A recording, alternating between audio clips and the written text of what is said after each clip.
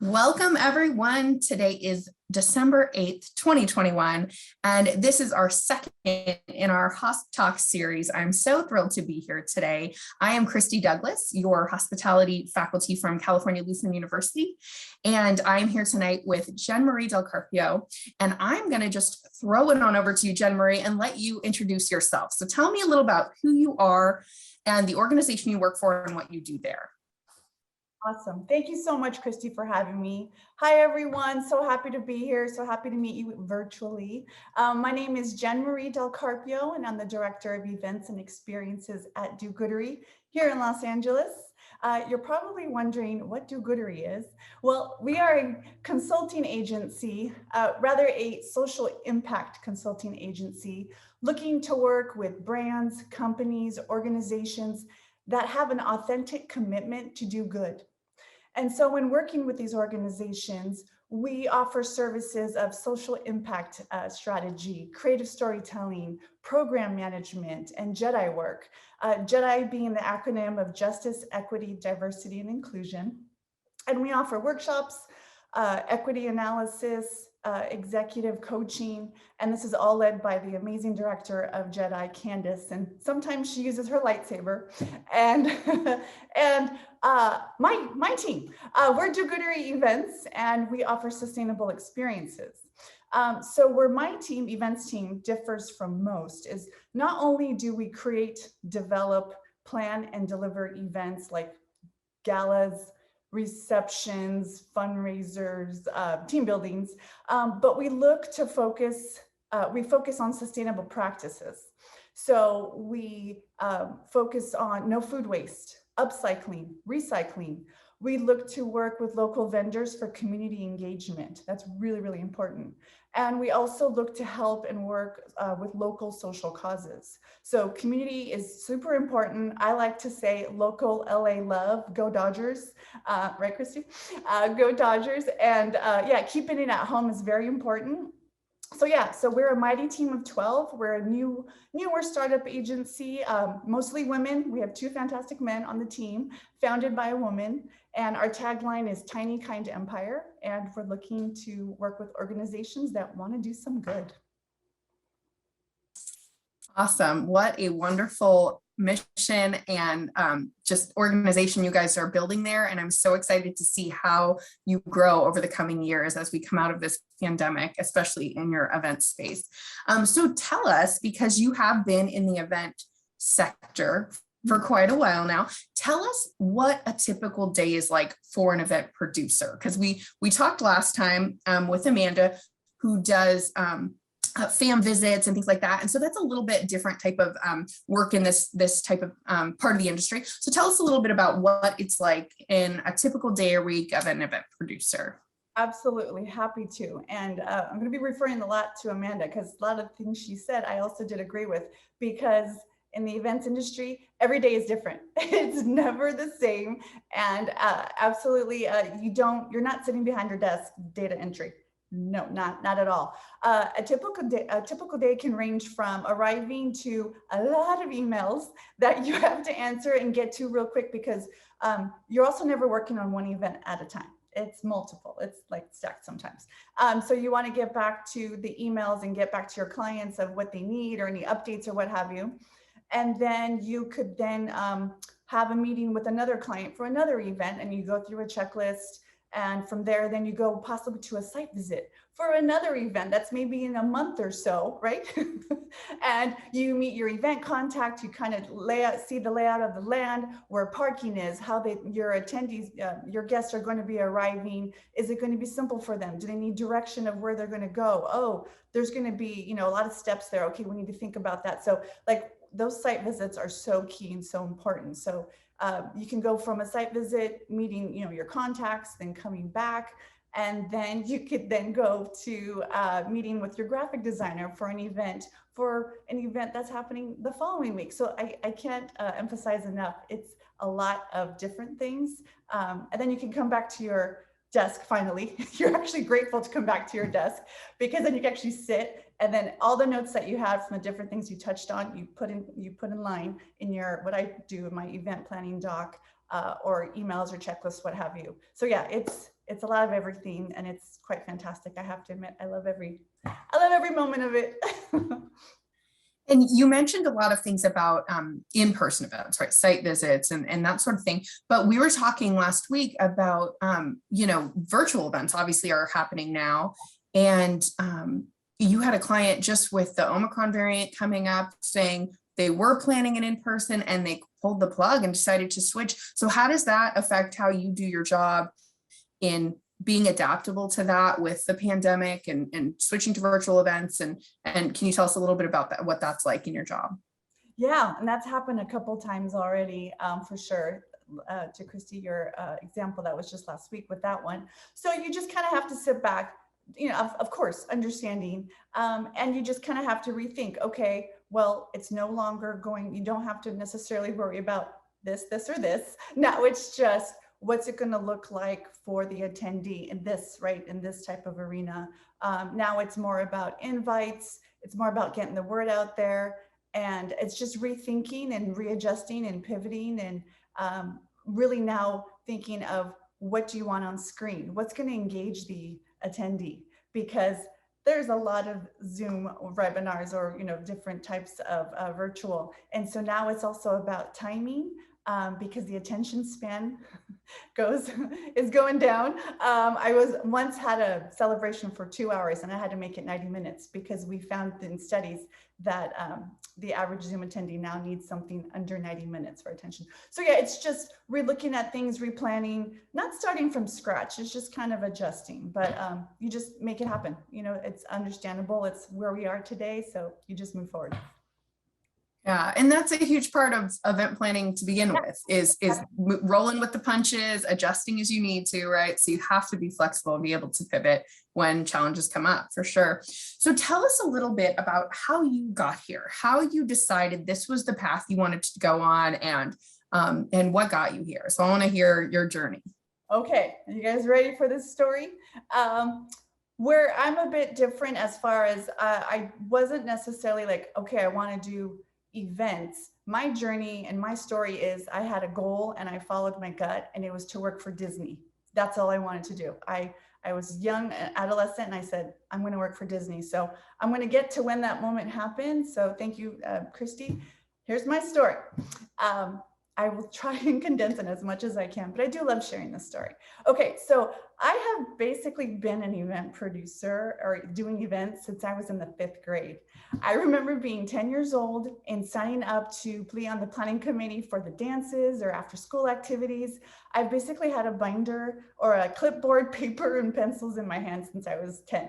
And I carried that through junior high and definitely through high school. I was in student government. I was in whether, vice president or class president, what have you. I was all about activities. I mean, I was good at my studies too, but I planned, every activity there was, whether it's lunchtime, after school. I was there at school till late. I became good friends with the faculty. I had a close relationship with the student activities director, so much so that they left me the key to lock up because I was there so much, doing layouts, doing agendas, doing posters, because that's how you marketed on senior squares. You did a really cool poster about what was in the next day or what have you.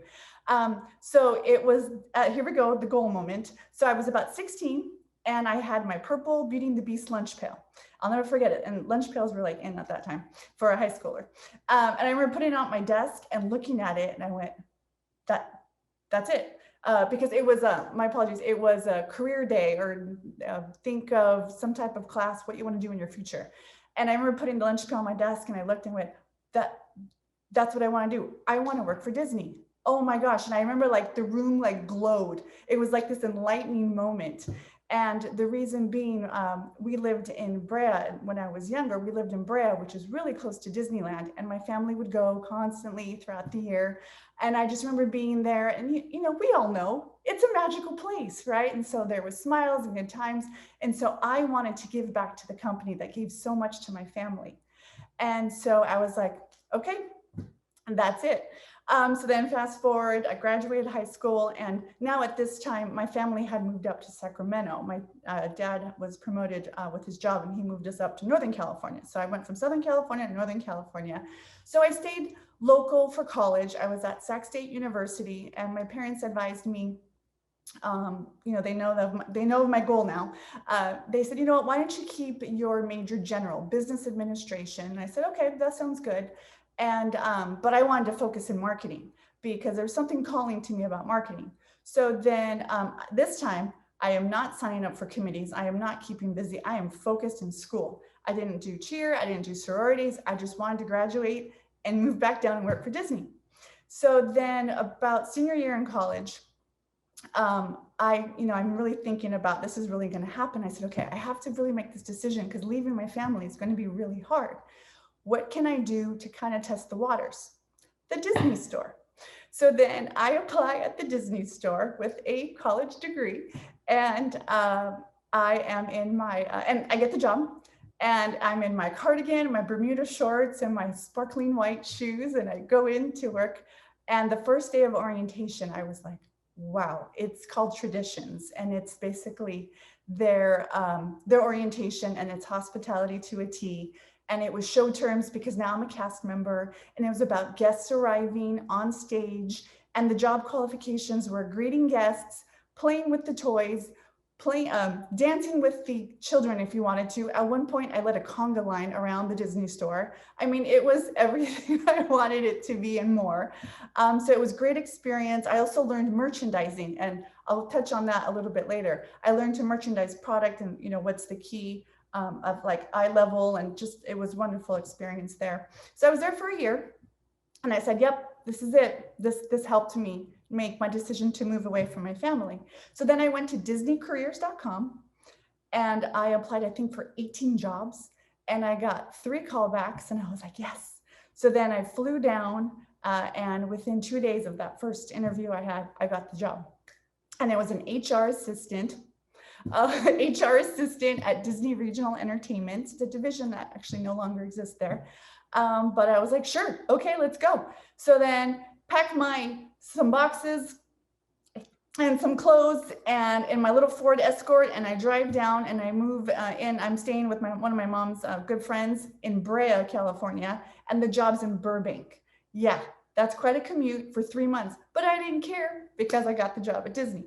So the job was wonderful. It wasn't events, but it was job fairs, and it was like project oriented. So I'm like, okay, I can do this. Organization, wonderful. I was also about a 2-minute drive to the Walt Disney Studios, where I went every day and walked around. And at that time there was cork boards all around the studio lot, and that's how they marketed like different committees and different things to do. And so I was like taking little signups, taking phone numbers and everything, and I found out about the best committee, one of the best decisions ever, called the Disney Advisory Board.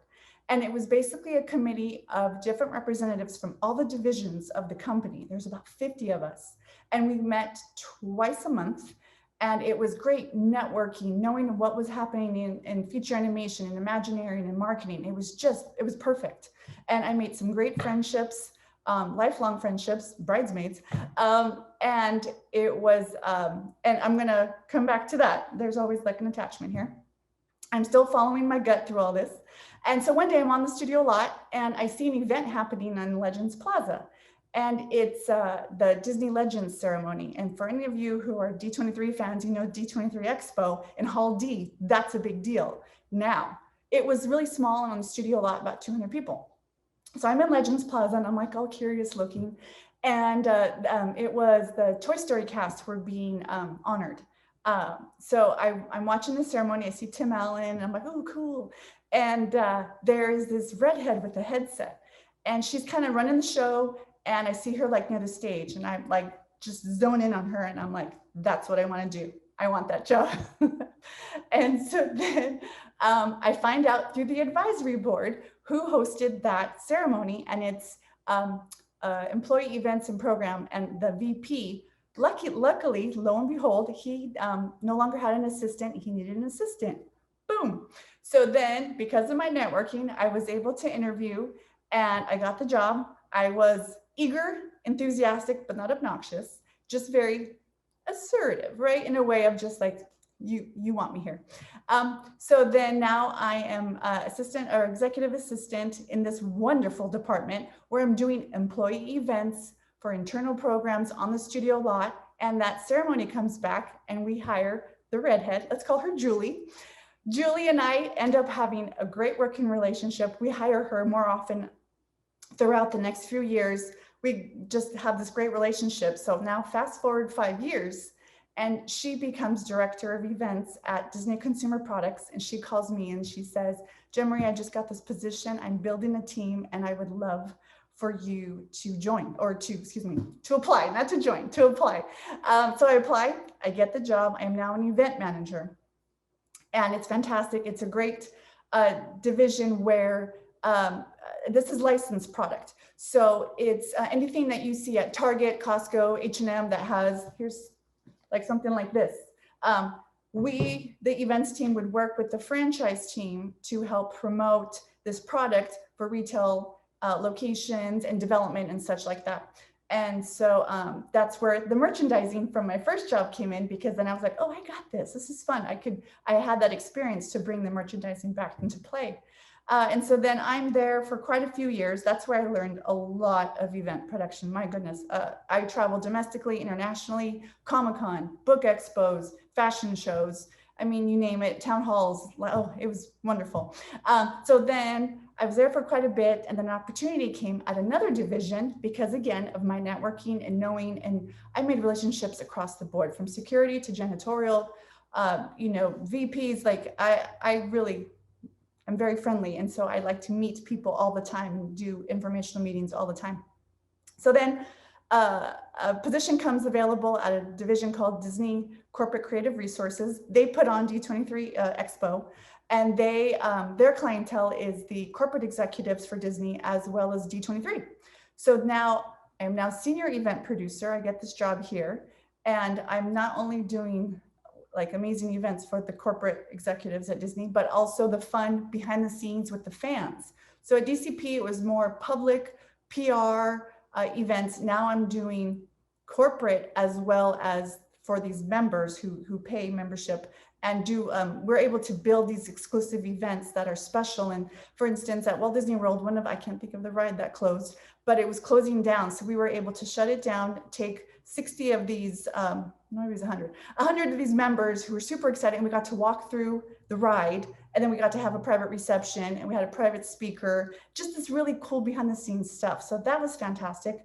I had a wonderful time there. I was there for a few years. And then another opportunity came up, and it was actually outside of Disney. And it was like, whoa. And I followed my gut again. I said, no, it's time. It's time. And I had a position available, or I applied for a position of director of creative CAA, Creative Artist Agency in West Los Angeles. And I just, I felt that it was time to take all my experience, all my practices, and apply it to a team that will be mine, and that, we can work together to, work at this new empire, new division, new department. And so this was October 2019. So then we dive in. We have the award season of 2020, 6 award show parties, the Golden Globes, the Oscars, you name it, in 7 weeks, and then COVID. So then after an amazing whirlwind of an award season, we go home for 3 weeks. That's what we were told. But then everyone knows 5 months later, the events industry was paused, and we were let go. And it was hard. But again, networking, I picked up the phone of my good friend who is the founder of DoGoodery, and we talk, and I let her know what's going on. And she goes, you know what? My agency's doing okay. We're moving forward, but clients are going virtual. Back to your point, Christy. And I need help. Let's bring you on board. And there you go. So it's been an amazing journey. I love sharing my story. Thank you. I'm sorry that was long, but I wanted to share everything and all the tidbits. But yeah, so now I'm at DoGoodery and having an amazing time. I appreciate you going into that detail, because I think it's so important for our students to hear that you don't always have the end game in mind. Often you never have the end game in mind, right? You take those opportunities as they come, you follow your gut, you do what feels right, you seek out opportunities. You know, that's really what makes the path happen in this industry, I think. And so I love hearing all those moments where things just worked and you fought for it and you tried and you went out and you communicated. And so I think there's a lot we'll tie back into from what you've said. So I want to jump, I'm going to switch up our agenda a little bit because you talked about some of the different events that you put on in the different roles you had. So I want to talk a little bit about those while we're kind of on the topic. So tell me about some of the favorite events you worked on. One of them you mentioned was the mini attire launch for Forever 21. Tell me about that one. Yes. That one was so, I think the one that makes it so special is I think I was given like 4 weeks. It was 5 weeks. It came out of nowhere. It was kind of like, oh, we need to do this now. Okay, so mini attire was being launched at the Forever 21 Hollywood and Highland. And so it was, I believe it was just me working on it. Sorry, it was a bit ago. But I love it because it was special and unique as far as turning it around quickly, a lot of different elements. And the night of it was such a success. It felt so good. So I had to go to the Forever 21, which is it's no longer there, but when it was hopping. And if you remember in Forever 21, the racks were really close. Like there wasn't much movement. You couldn't really maneuver through. So I had to go in and assess the space because it was going to be in the evening, I think close early at 6 o'clock, 2 hours, 200 people. And it was open, it was an open invitation. So it was the first 200. So I had to go in and go, okay, how am I going to fit 200 people here? We did have stanchions and ropes outside to work people in and out, but I had to basically like a third of the racks move to the side of the store, put some screens up, very mini friendly, very white and whimsical. But the objective was to have the new clothing up front available, have live models, have VIP section, have a candy bar section, of course, because we really were trying to promote Minnie as the girl next door. And there was just a lot of activations and activities. I also had a live character artist who was doing free sketches of Minnie. The models were on pedestals shaped like Mickey heads with a bow. And then we had a food truck that was macaroons shaped like Minnie. And then my favorite part was the candy bar that I was able to select. This is the fun part of event producing. I got to select the candy that was red, black, and white, and it was licorice and M&Ms and gummy bears. And it was just so fun to put that together. And you kind of make that tower and of course the little baggies and such. And then I just got so deep and involved. And this is where I love the event detail that you can have fun with. Then I took the characteristics of Minnie and I named some of the candy, not some of it, I named all the candy, like Sassy Taffy, Lovely Licorice. And then I guess I had a lot of time on my hands because then I went to Joann Fabrics, grabbed some little red jewels, and on every name card, put the little jewels, so I had sparkle fun. And then of course, like I said, the VIP section, I had to make sure security had a certain area of, to have these VIPs come in because there was a lot of talent there. And it was 4 weeks of like whirlwind, but it was a success. It was great. It was talked about. It was in the trades. So that's one of my favorites. So thank you for letting me share and relive that again.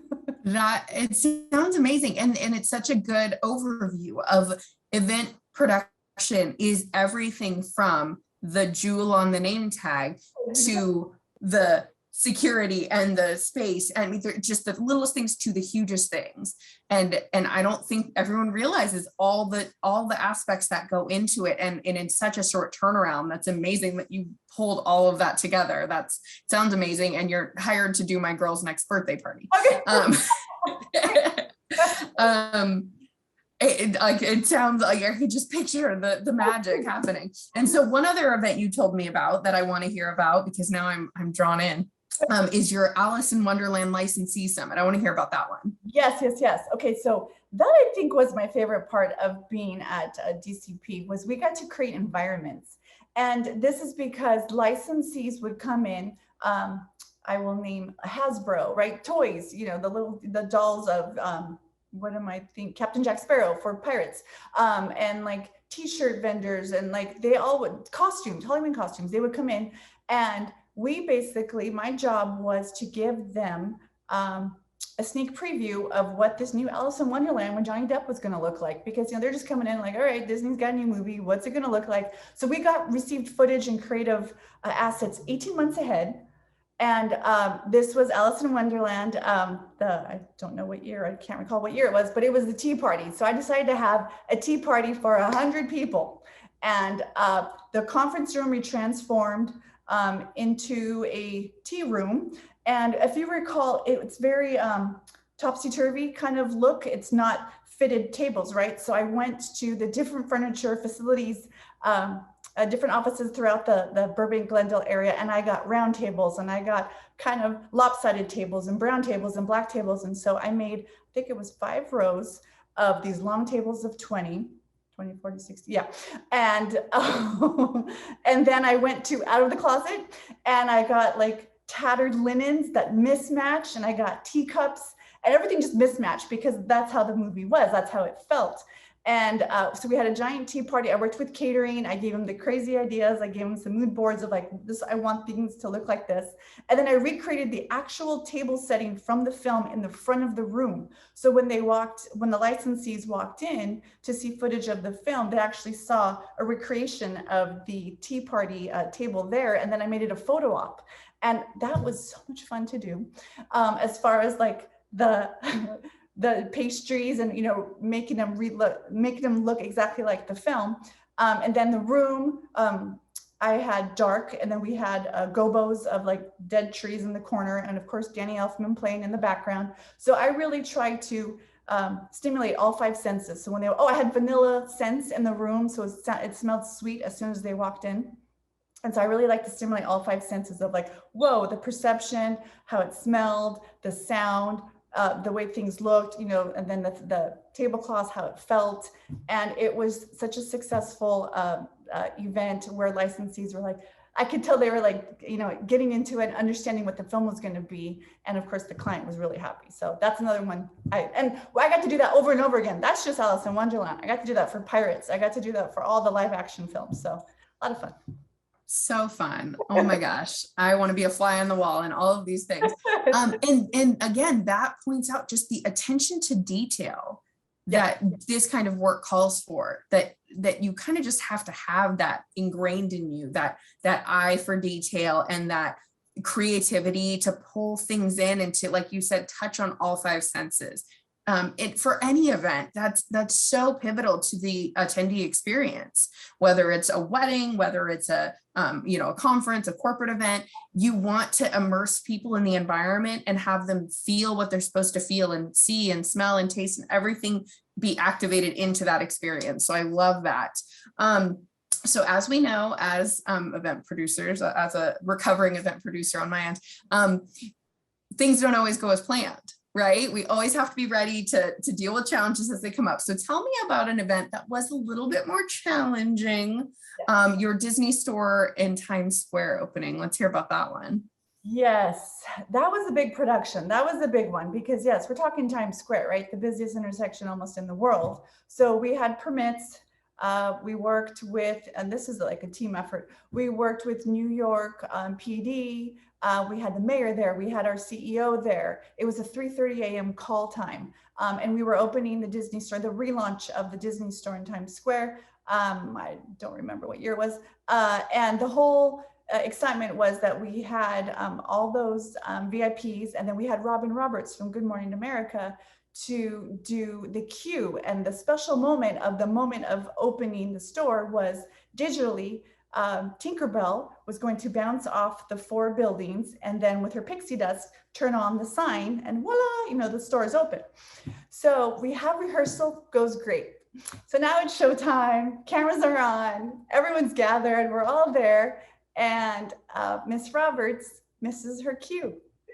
And so then our technical director didn't hear it. So he misses it. Everyone's looking up and there's no Tinkerbell jumping. So it's okay. So then finally, it was probably seconds, but to me, it seemed like, oh my gosh, what's happening? So then finally, the button is pushed, Tinkerbell flies, and it's, a few seconds later. And, me and my boss are like, oh gosh, it didn't happen. But in the end, the store opened. It was a success. Everybody was cheering. It was, it was fine. You just have to move forward. You have to brush things off. It's okay. Little things like that are gonna happen. And you just move forward. And it's like, okay, just go. And we moved on to the next thing where we had to get the crowds in and, help work with security. So yeah, it happens. So it's fine. Definitely. It happens, right? So this is a great transition into, we talked about some of the things that event producers need, obviously attention to detail and ability to be flexible and roll with it when things don't go as planned. Let's talk about what other skills or traits are useful in this type of work. Oh my gosh, yes. There are so many. But I was able to narrow it down to 3 for now. But organizational skills, I mean, I can't say it enough. From however you can bring your ideas to somewhere where it's categorized, whether it's binders, whether it's Google Docs, sheets, charts, color coordination. I think I've mentioned binders. I love me some binders, but I can't emphasize enough just being organized, because as I mentioned earlier, a typical day, you bounce from event to event. So you can't have like papers intermixed. You have to have the folder for event A with everything that's needed, because you never know what's going to be asked of you.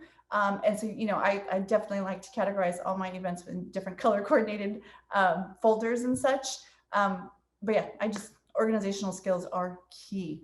Also, multitasking is big, as far as if you're heading to scenario or a location that's, you're going to, for an event A, and on the way back, you can stop by and do something with the caterer for something else. Like multitasking is whatever you can do, because all the events overlap. So you will be working on the different events at all times. So that goes hand in hand with organization, right? Because you're going to be working on this, this, and this for this event, but you need to work with the caterer, security, and what have you for this one. So it's just like multitasking, being able to switch and click from one to the next is very important. The best, how to visually see it is the plates, spinning plates on sticks. You got to do like 4 at a time, maybe 5 sometimes. You just have to multitask. And then my last one is communication. I have found in all my years of doing this, be flexible and learn your partners, like who you're working with, your vendors, learn how they receive communication. Kind of like, what's their love language, right? How do they receive it? What is best to communicate how your vision, you want them to see your vision. So I have learned certain colleagues and vendors, I have to do bullet points. I can't do paragraphs. I got to do bullet points. Others, mood boards. They just want to see visual. They just want to see pictures and a few words. Others do like long paragraphs. So you kind of have to learn to adjust and be like, okay, I'm going to work with them. Okay, I have to make my communication this way. Because again, you want to share that vision so that in the end, the event's a success because the vision is shared. I think those are all great life skills, no matter what career you're going into. So way to hit the nail on the head, because that can benefit anyone watching this webinar. So important to be organized, to communicate well. And I love the love language reference, because it's every person you work with, whether it's a supervisor, a subordinate, a peer, a vendor, a client, everyone communicates differently and thrives under different communication circumstances. And so learning that as you work with people and noting how to best interact with them. Some people do really well with a quick phone call. Some people need it in writing. Some people want a text message or a messenger communication. Exactly. Some people want a long email. Those are huge things that anyone can benefit from in your professional life and your personal life, right? We all have that friend who you don't call them, you text them, right? Or my husband, he does not do well on phones. So you learn, right, how to communicate. I think those are great tips for anyone, especially in event production, but in any aspect of hospitality, but any job in any professional setting. I think those are huge. So playing on that, what tips do you have then for students who are in our hospitality program, who are thinking about going into the hospitality industry or events in particular? Yeah, I was thinking about this too, and I gave some examples throughout my story where I found very successful is I'm a Cobra Kai fan. Strike first, like really reach out first, be the first to email out, or text or make a phone call of someone that you find interesting, someone that like you like their company mission, or you like something in their background, and this being through LinkedIn. But yeah, do your research. Really, it's okay to venture out. It's okay to be curious. It's okay to be inquisitive. Ask questions. It's okay. The world is kind, and they will help. You might get a few doors shut, but that's okay. Again, just keep moving forward. Keep going for the gold. Follow that North Star. So strike first. Informational meetings is what I'm trying to say, because those are so important. Just, I can have 30 minutes. I just want to hear about what you do, because you might think it's something and then you meet with them and you're like, maybe not, right? Or you're just like, yes, that's what I want to do. And then also I would say volunteer, especially nowadays. There's a lot of elaborate celebrations, from birthday parties, weddings, anniversary parties. Go to your local theater, your local church, your mom's friend, anyone who needs help. You will learn from each of those type of celebrations. I know Christy and I have backgrounds in helping with weddings. They are a lot, but you do learn a lot from it, because every single one of them are different as operation and flow, and what should be first, and what's important, and what perspective. And it's just, weather is huge. If you're at a wedding, or if you're doing something outside, weather is so key. As far as if you're working, someone is using a mic, and an airplane goes by, like you have to think of certain things. Or if it's looking a little bit cloudy, then you kind of adjust, and maybe you do something else a little bit different, or you look at the weather ahead. Even though it never rains in Los Angeles, always plan ahead if you see something like inclement weather coming for the week of your event. Plan B, plan C. So all those things. I hope that was helpful. Yeah, no, those are some great tips for students. And just to kind of reiterate some of the things you said, I think seeking out those opportunities to, like you said, volunteer, or just have an informational meeting with someone. Say, I think I want to do what you do. Can you tell me more about it? Can I just take you to coffee? Can we have a quick Zoom call? I found that when people are asked, it's flattering to be like, wow, you want to be like me, right? So people say yes, they love those opportunities to mentor, to share what they, their journey and their experience, just like today, right? Yeah. And so seeking those opportunities out, you can't sit there and think that things are just going to happen to you. Yeah. You intentionally, you went out of your way. You said, I'm going to go find these committees. How can I volunteer? I'm going to go walk around the lot and knock on doors and say, hey, can I sit down with you and chat for a few minutes? You saw the person running the event and said, I want that job. And you followed her career, and you figured out how you could get in with that division. You had intention. You set yourself on that course. So that's huge. And the thing I loved was the circle back. When she went to build her team later, she sought you out and said, I want you on my team. So when you are the person that takes the initiative and is going out of your way to find opportunities, to get connected, to network, those networking connections may not pay off ever, but for years, right? And years later, right, someone calls you and says, hey, I thought of you for this, or I know someone who's looking for someone and you'd be good. And that's one of my favorite parts of my job, is being the matchmaker, in a sense, to say, I don't need a job in this area. I love what I do. I love teaching, but I know someone who could use your skills, and I know someone who's looking for a vendor, and making those connections. And so the key takeaways I love here are the seeking out the opportunities, seeking out any experience you can get. We always tell our students to get internships, get part-time jobs, but even shy of that, just shadow someone. Say, hey, can I just come shadow you for the day? Can we sit down and chat? Any opportunity to get your hands on and see firsthand what things are happening, that will confirm, like you said, this is the career I want to go into, or, oh, that's not what I thought it was, right? Even that half-hour chat can help you make those calls on which way you want to go moving forward. So such a great takeaway there for our students. I love that. So let's jump back into, well, actually, while we're on the topic, So you mentioned that, or I guess I mentioned internships, part-time jobs, right? Like opportunities to get in with companies that you might want to work with. So you told us about DoGoodery, and I get chills when I think about what you guys do. It's always amazing to hear the clients you're working with and the events you're working on developing and things like that.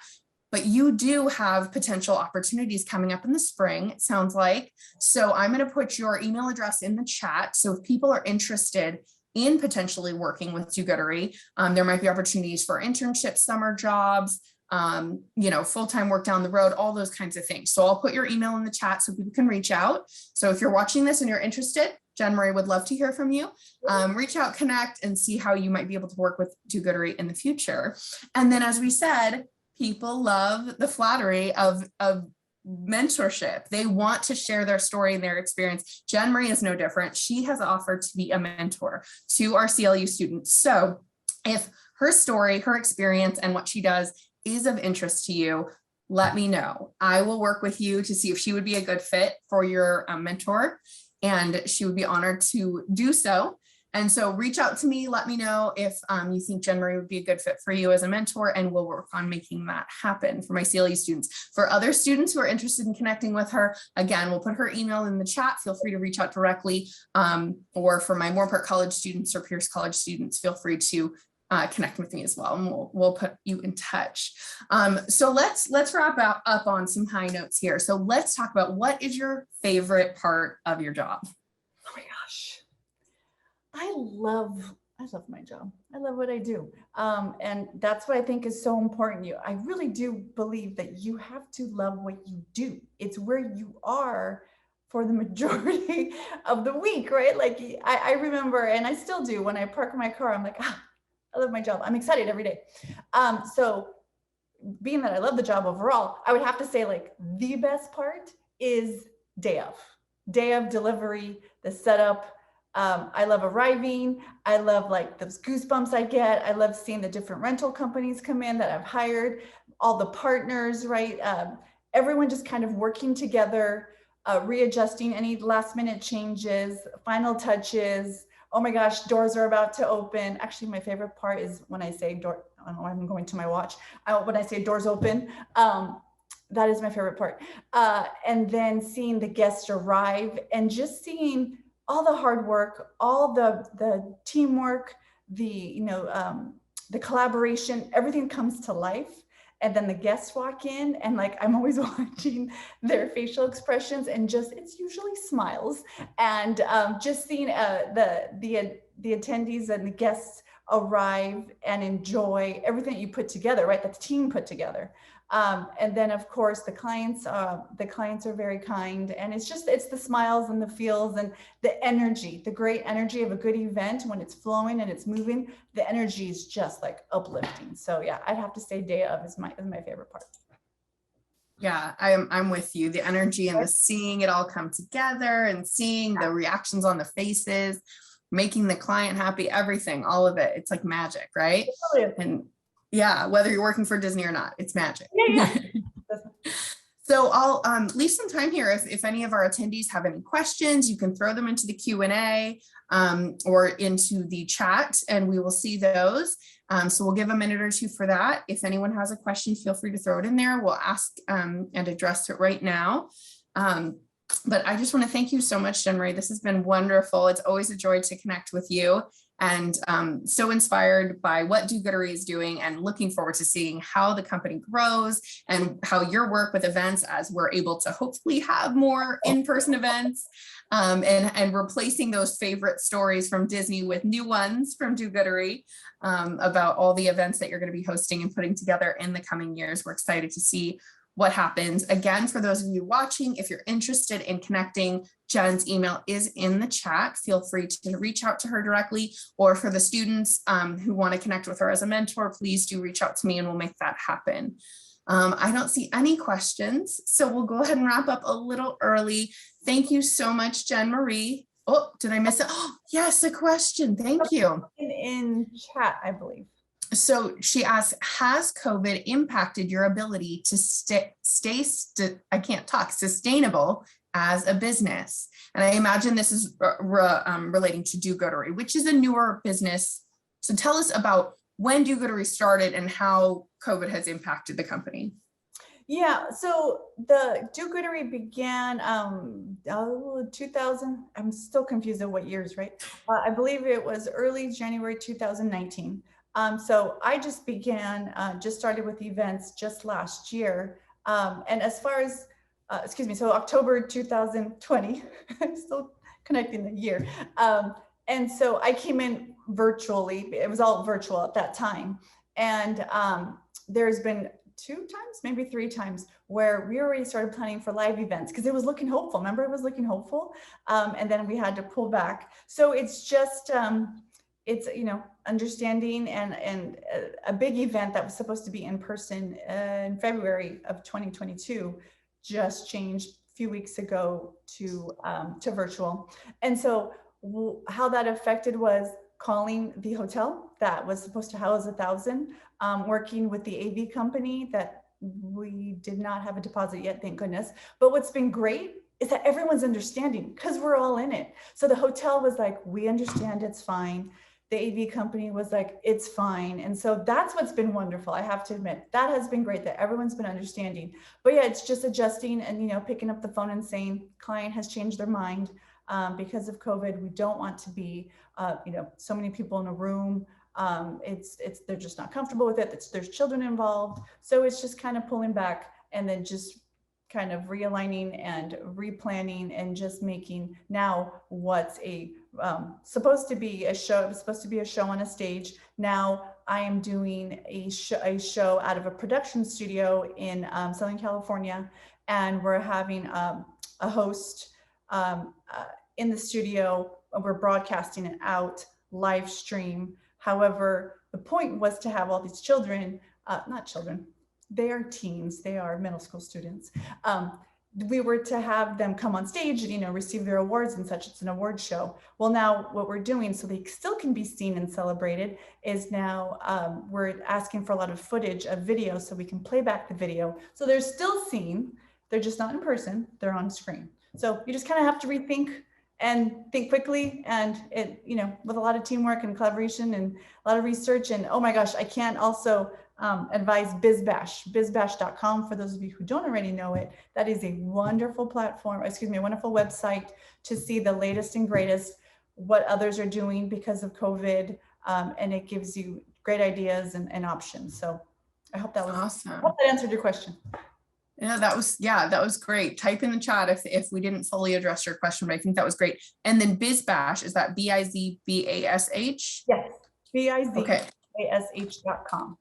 That is in the chat, so I can type bizbash.com. So check that out. I've never heard of it, so I'm excited to learn something new. It's fantastic. Love it. Yeah. I always learn something new during these conversations. It's amazing. I love it. Even though we've talked before and we, you know, I love it. So if there's any other questions, throw those in the chat or in the Q&A right now. Well, we have just a couple more minutes. But that was, yeah, it really is just, you've got to be able to adapt, right? And I mean, with COVID, and for your company, most of your operation has been during COVID. Yeah. You know, all of your operation, all of your experience with it, but, you know, they started you know, a year before COVID, and we're now over a year into COVID. So it really, you know, it is your business. That's what you're doing is living in a world impacted by a pandemic and functioning. So, yeah. Okay.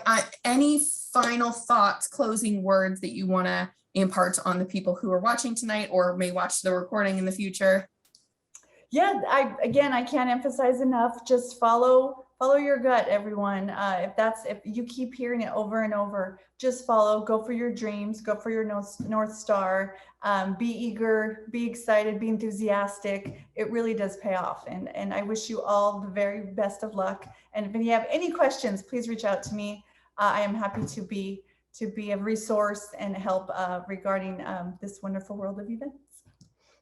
Thank you so much, JenMarie. It's been a pleasure having you on our HospTalk tonight, and we will share this recording so people can benefit from your words of wisdom for generations to come.